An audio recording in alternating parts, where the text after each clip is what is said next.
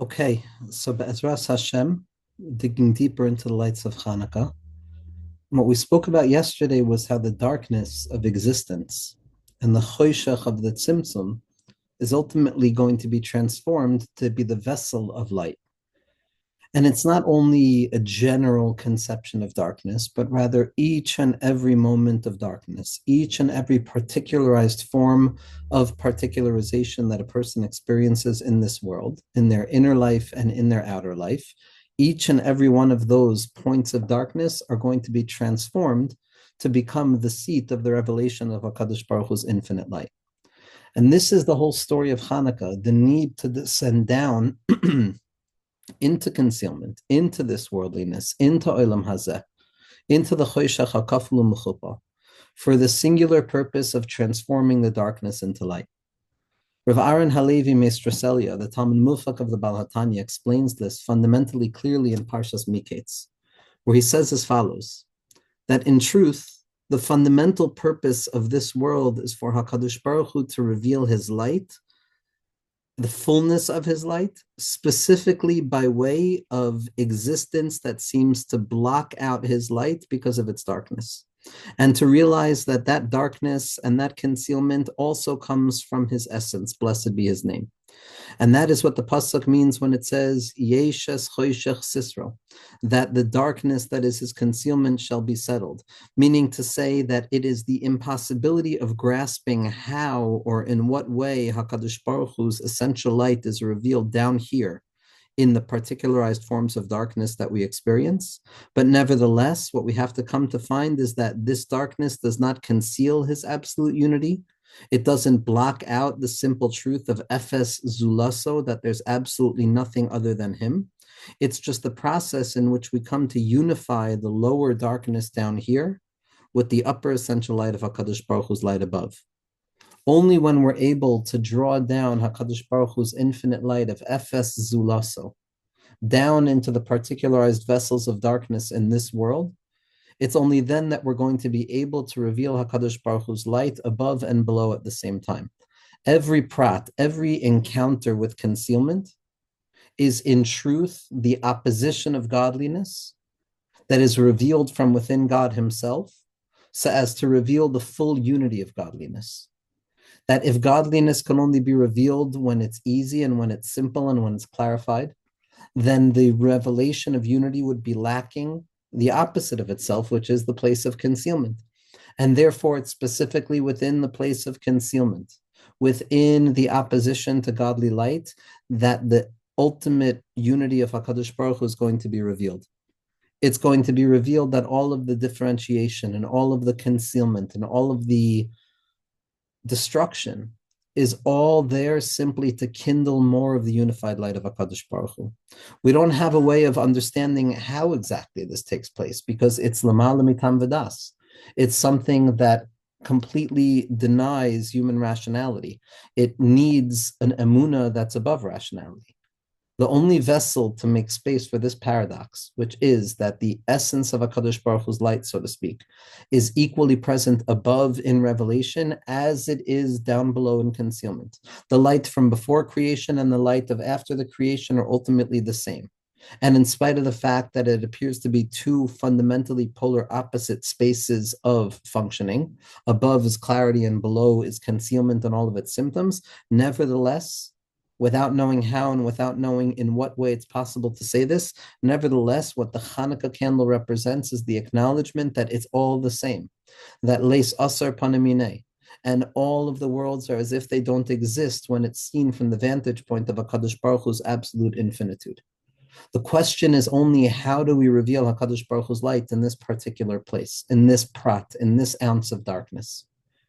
It's not the question of whether this experience is outside of the realm of HaKadosh Baruch Hu's unity. There's absolutely nothing that's outside of the realm of HaKadosh Baruch Hu's unity. The only question is, how do I reveal that light of HaKadosh Baruch Hu's unity within the polar opposite of itself? And that's the secret of Gam Choshech Lo Yashkech Mimcha, that even darkness itself is going to be transformed into a vessel of shining, into a vessel of light, into a vessel of illumination. Rebbe Nachman speaks about this when he speaks about the need to be able to find a HaKadosh Baruch Hu's light anywhere we look. The opposite of HaKadosh Baruch Hu's light is hopelessness. The moment a person feels that they're living without the light of HaKadosh Baruch Hu, that they're operating in a space where the infinite unity of Hashem is not present, in that moment, if a person actually feels that way, it's yeyush, it's hopelessness. Because the hope that a person has and the ability that a person has to climb out of any level of darkness or to break free of any feeling of darkness is not human strength. It's not the psychic strength or the psychological strength of the neshama that has the ability of breaking through darkness. It's only the light of HaKadosh Baruch Hu. It's only neshama shenasata b'tahirhi. It's only that light of the mind that enables me to dispel darkness. But if I feel that HaKadosh Baruch Hu is not here, then why in the world would I not believe in the darkness? And when a person begins to believe in the darkness more than they believe in the light of HaKadosh Baruch Hu, that's when yeyush becomes an option. That's where hopelessness becomes an option. Because hopelessness is any scenario that's purely dark without the light of HaKadosh Baruch Hu in it.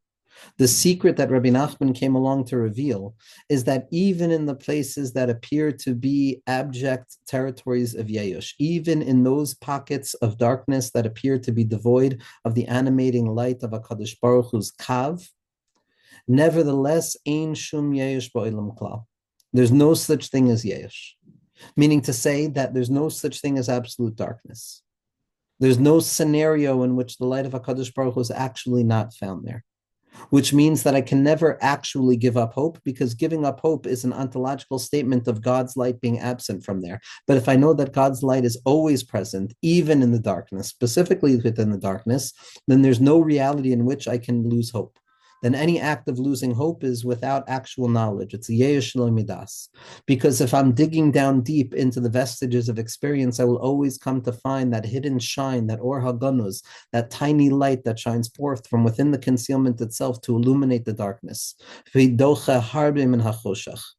always light, which means that ein shum yesh ba'olam klal. There's no place in which one can actually say that I give up because there's no light of HaKadosh Baruch Hu here. The Kav or Ein Sof is everywhere revealed.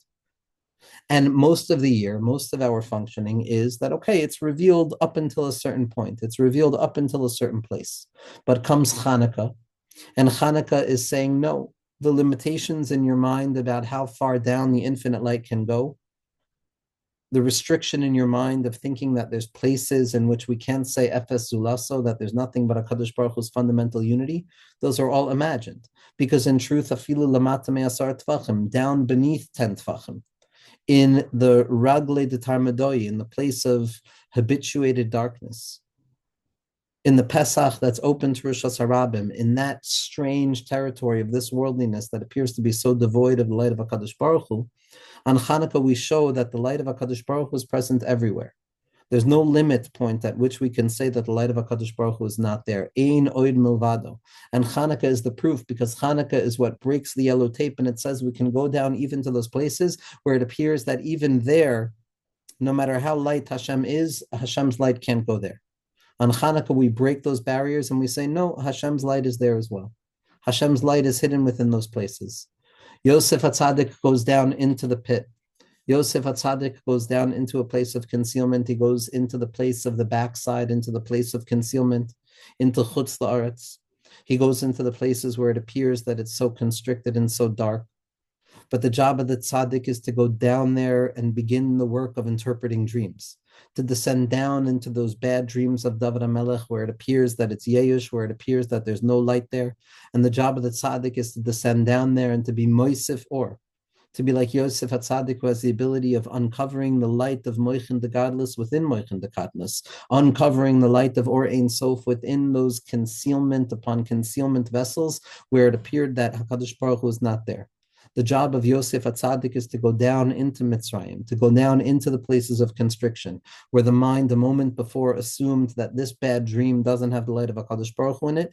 Yosef HaTzadik's avoida is to go down into those pockets and to reveal Ein Shem Yesh Ba'olam Klal, to reveal the secret of Hatzlacha, to reveal how even the lowest places imaginable, the Netzach, Hod, and Yesod of the individual's mind, when it gets stuck in the habituated, conditioned thoughts of negativity and pessimism and darkness and overwhelming, the Netzach, Hod, and Yesod stand up in the darkness, and they have the ability to begin to dance from within the darkness.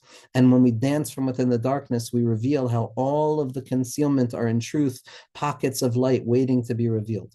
The legless beggar's job is to descend down into that place of Ragleha Yardu Mavis, where the legs dangle in the territory of death, where it appears that there's no light of HaKadosh Baruch Hu, and to begin the dance there, to begin to dance even before the song is being sung, to fix the pagam of Netzach and Hod, where Esav hits us and where Yishmael hits us, and to begin to dance and uncover the secret of everlasting joy, of a simcha that knows no bounds, of a simcha that has the capacity of running down into the darkness and dancing into the darkness itself, grinding the darkness down until there's nothing left other than the irreducible rays of light that come forth from within that place.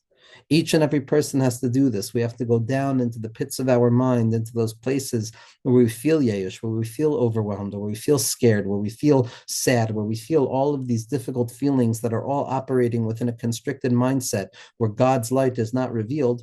And we have to learn how to engage in those places and to kindle the lights there.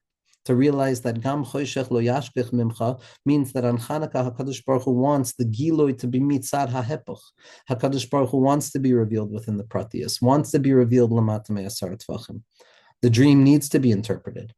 And the Zohar HaKadosh tells us that no matter how long it takes for a dream to be interpreted, no matter how long a person has to wait for that dream to be shown to be a good dream, nevertheless, we have to anticipate the arrival of the redemption.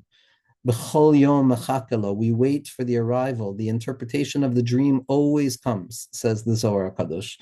A dream will always be interpreted properly, whether now or whether in the next moment. We're not quite sure how or when or what. That's up to HaKadosh Baruch Hu, but we know that it's a chalma tava re'isa, that the entire world is a good dream.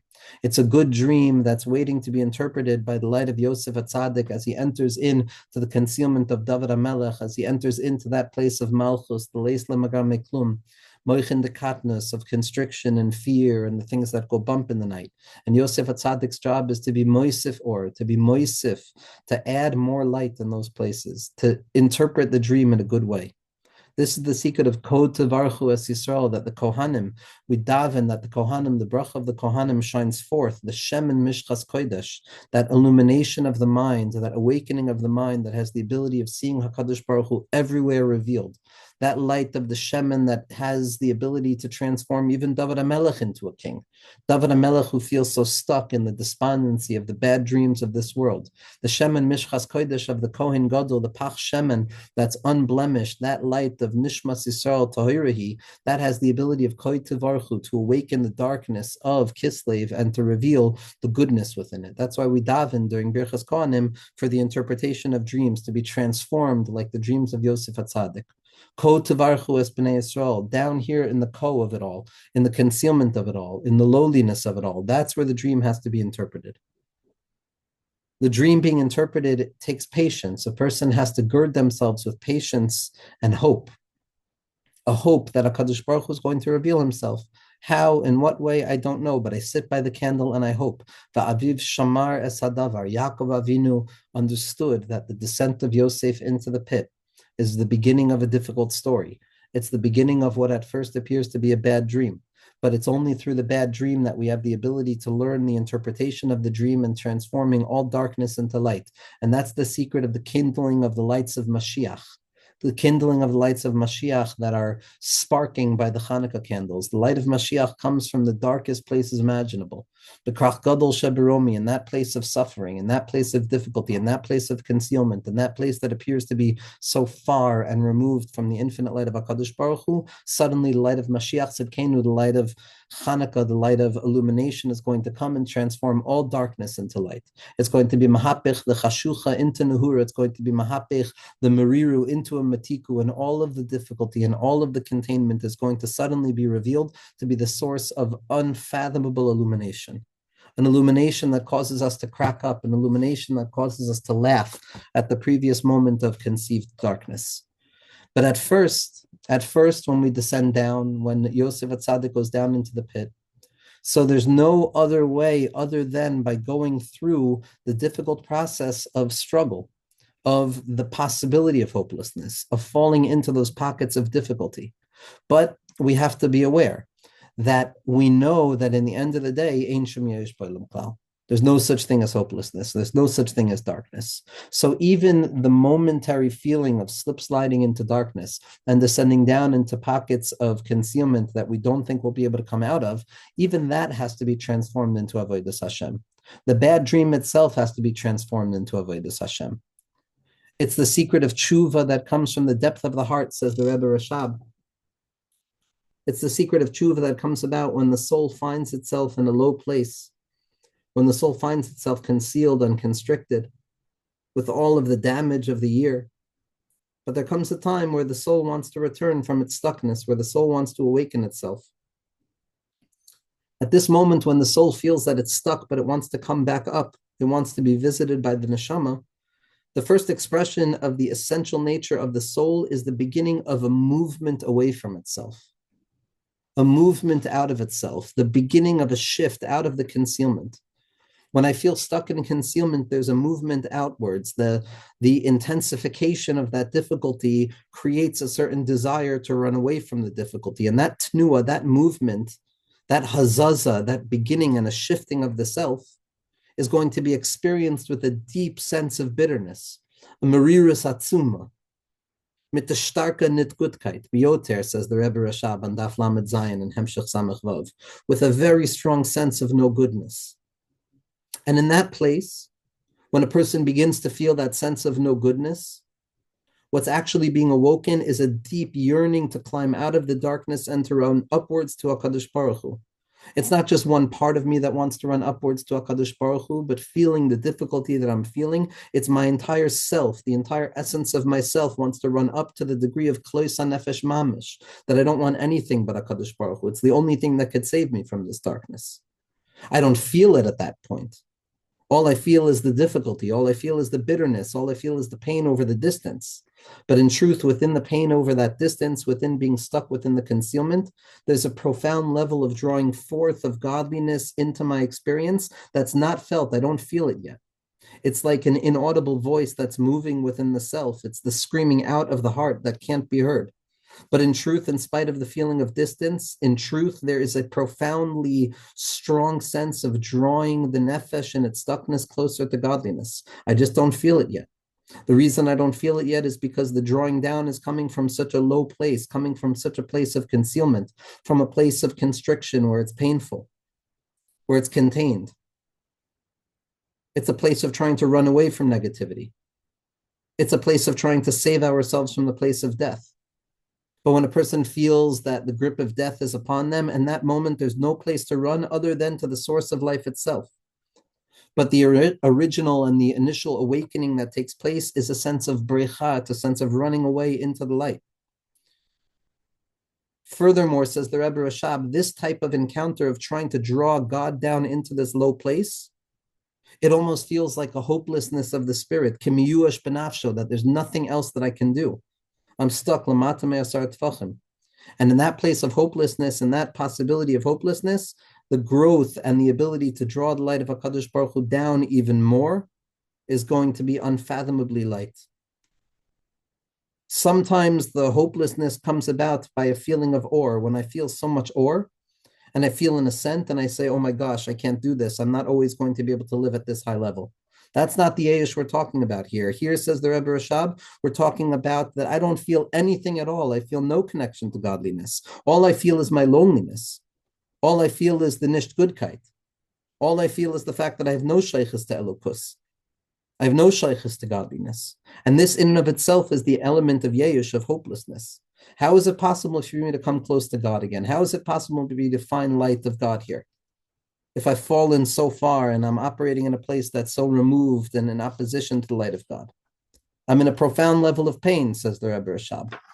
But in that moment, there's going to be a hamshacha b'tekifus neira'ah. There's the ability to awaken the etzem hanefesh from its concealment and to realize the only light that can illuminate down here is going to be the etzem ha'or, the light of HaKadosh Baruch Hu itself. Within the hiskabris hashtzar, within the awakening of the pain that comes about from the feeling of almost being hopeless as a result of the distance, it's over there that the profound light of HaKadosh Baruch Hu is going to be revealed. It's over there that the light of Lamala, Lamala, Lamala is going to be revealed down here below. That's the pleasure of Atik. The pleasure is revealed and specifically through its opposite when a person feels the tsar nora over galus and concealment and the tsar hashchina and the tsar of Klal Yisrael. It's only there that the light is going to be revealed most potently.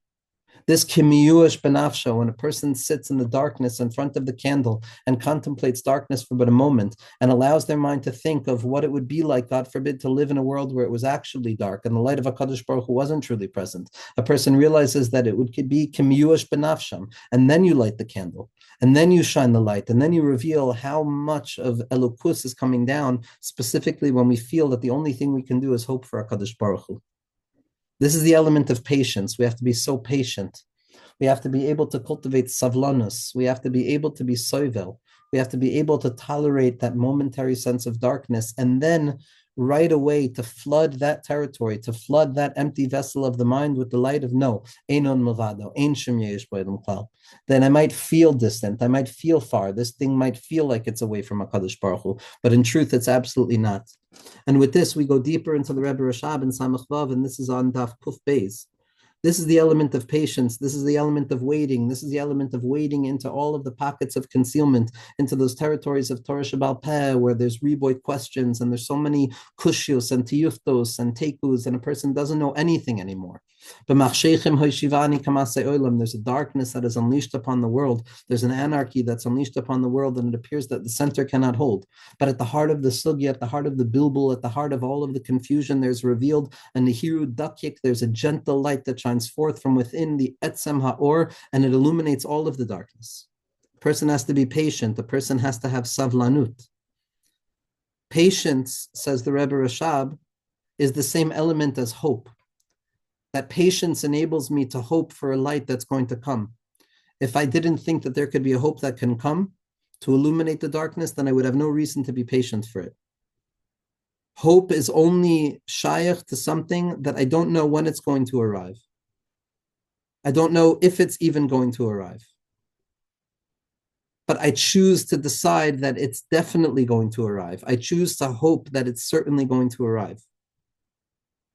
If I know that something is going to arrive with certainty, there's no need for hope. It's just a question of patience. Hope is when I'm not even sure if it's going to arrive. I don't know. Ani lo yadati. Nafshi lo yadati. I don't know anything. Hope is only shayach on something that a person doesn't know with clarity. Only then is it reasonable to say that I'm hoping. I'm hoping that it's going to arrive. And this is the truth with hoping towards spirituality, which is so removed from us, the light of HaKadosh Baruch Hu, which is transcendent to us. And the soul feels that it's stuck, but we have to uncover nafshi chiksala Hashem, that the soul is waiting. Nafshi chiksala Hashem, nachal. The knowledge that HaKadosh Baruch Hu is going to come back into the picture. We're hoping in spite of the fact that we don't know.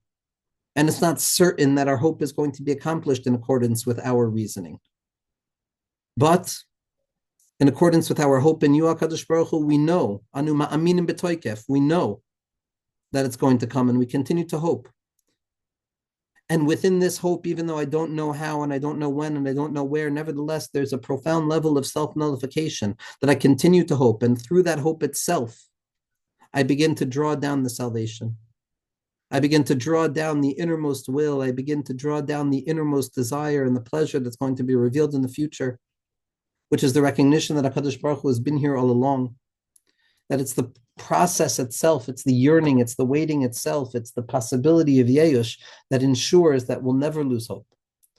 The soul has to be able to look at the darkness. The soul has to be able to look at the concealment and to be so confident in the face of it. To be so confident that in spite of the fact that these are days of sadness, the days of the week, the days of the chol, the days of matat, as Rebbe Nachman says, the hechali hatumuros, the changing chambers of colors where it appears that there's such disunity and disillusionment and concealment and constriction. Those days are going to be illuminated with the light of Shabbos. Those days are going to be illuminated with the light of the tzaddik, with the light of simcha.